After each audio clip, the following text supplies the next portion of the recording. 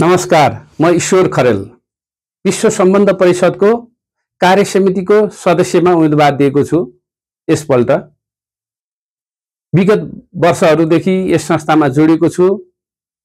सम्पूर्ण विद्वान वर्ग, प्रोफेसर साहब, डाक्टर साहब, विषय विज्ञज्यू सबैहरूमा म ईश्वर खरेललाई यसपल्ट कार्य समितिको सदस्यमा भोट दिई विजय गराइदिनु हुन हार्दिक अनुरोध गर्दछु।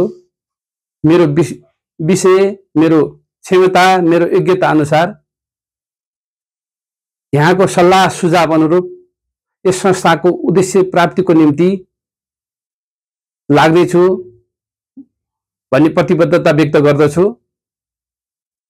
यसै भिडियो मार्फत फेरि पनि यहाँहरूसँग ईश्वर खरेललाई भोट दिई विश्व सम्बन्ध परिषदको कार्य समितिमा निर्वाचित गरिदिनु हुन हार्दिक अनुरोध गर्दछु। धन्यवाद।